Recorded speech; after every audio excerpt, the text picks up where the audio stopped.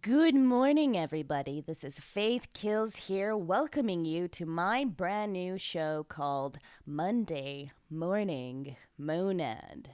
In this show, every Monday morning, we are going to enjoy a fresh hot cup of worldwide gossip with a dash of reason.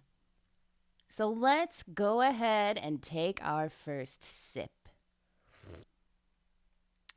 Hot celebrity gossip. Okay, so remember back in 2007 when Britney Spears had that massive public breakdown, where she shaved her head and then victimized a car with an umbrella?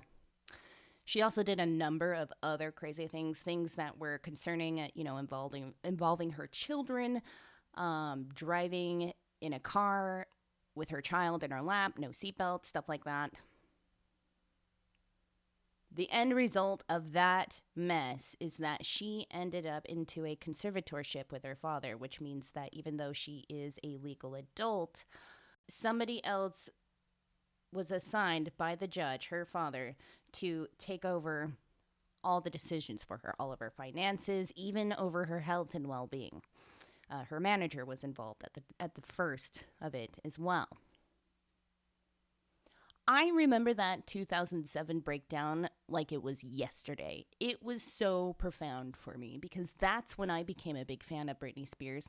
You see, at the time I was just kind of like a frumpy alternative potato, and the kind of crowd I was hanging around with, liking things like Britney Spears was forbidden. You didn't do that. She was always a symbol of the type of girl that was unobtainable. You could never be her and you could never have her. So I hated that. I hated everything about Britney Spears, the pop icon, the whole charade. It was just fake, fake, fake. And, I was right. But it was just weird how there's just a deep-seated hatred for it. And it wasn't until much later in my life that I realized that was my shadow. It was essentially my shadow. So when she exploded all over the place in 2007, that caught my attention. I looked at the videos and the images and stuff, and I saw something inside of her trying to claw itself out. There was like a shadow in her trying to get out there. She is obviously repressed. People just don't explode for no reason. She wasn't inherently crazy and imbalanced and stuff. Like, she was made to be that way. That's when I understood the gravity of the situation. Rather than blaming her as being part of it, I saw her as the number one victim in it. And from then on, I was a very big fan of hers. I was secretly into dance music anyways. But that really solidified my like for her music and everything that she made as an artist. But that was some time ago. 2007 was quite a while ago. Her conservatorship was supposed to end last year, and it got extended. Why? You really have to be under a certain circumstance to be in a conservatorship or even be considered. You really have to show that you are unable to care for yourself in order to get into that. So it's a little baffling that she's in this conservatorship for so long when she has clearly done some really high pressure work, going on tour, putting out music, all of that. That's high stressful work. It's amazing, if she is so debilitated, how is it that she's able to do this? That's where the suspicion comes in with her fan base that has come forward, and they are saying she's being held against her will. She's in a net of legal circumstances and obligations or whatever to where she cannot ask for help. She's being medicated, over-medicated, that perhaps there's some Stockholm Syndrome thing going on here. And then there's the other side, from her side, the family side, which is still not so consistent, but for the most part it's coming out as the conservatorship is good for her, that it helps her financial situation, which is too overwhelming for her to handle herself at the moment, and it provides an environment for her to take on and learn things slowly. Here's what doesn't set with me. I keep going back to what a conservatorship is, which says that it conservatorship is a legal concept in the United States, a guardian or protector appointed by a judge to manage the financial and or daily life of another due to physical or mental limitations. Why does it have to go to the extent of a conservatorship? Why can't she just voluntarily appoint somebody to help? I've looked into it both ends, and it's a rabbit hole that seemingly goes nowhere. But what remains a fact is she is in a conservatorship. She does not have as much autonomy as she should. What's the bigger picture here?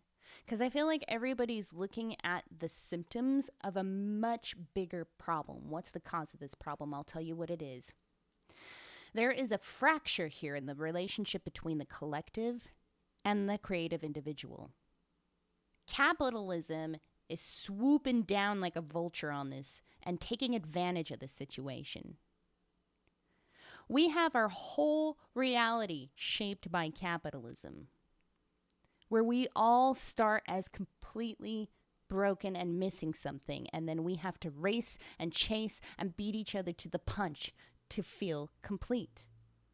Not everybody has the same opportunity here to explore their desires, what they want, their skills, their talents, such as singing and performing.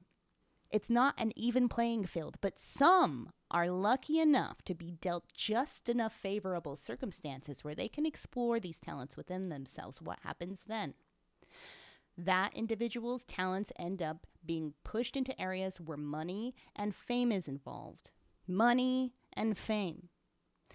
That's where the fracture wheel starts going. The collective that is incomplete and searching to feel complete, knowing they have to buy it, starts to live vicariously through the creative individual who got to explore those skills and those talents, who got the opportunity, who actually seized it. Okay, some do have the opportunity and they do not put in the effort. Some want the opportunity and genuinely can't. The creative individual becomes objectified because that's something that capitalism can take and sell to its broken people. The collective becomes attached to the individual's persona. That's a reflection of a part of themselves. But then the persona is being groomed and shaped by capitalism. Capitalism makes the persona more addictive and desirable. The obsessive fanaticism is kindled.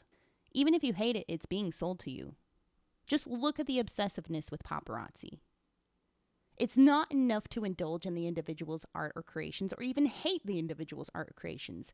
In this world, it is customary and normal to hunt down people and expose their private lives for people to either like or hate for any reason at all. Britney Spears is not crazy.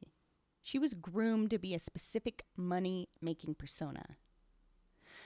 And when the monad couldn't comply with that persona any longer, as it was a prison, they snapped. This is a fractured wheel that keeps rolling on and on and on. And when one money-making machine dies out, another one takes its place. They got several going on at once.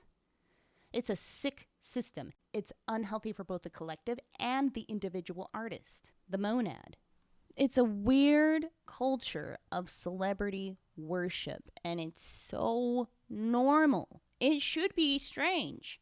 It should be strange to have paparazzi go out and take pictures of people who are just trying to get a damn cup of coffee and a piece of pizza. A lot of this problem can be solved by the power of the collective. We can stop this nonsense. We can stop obsessing over celebrities and pop stars.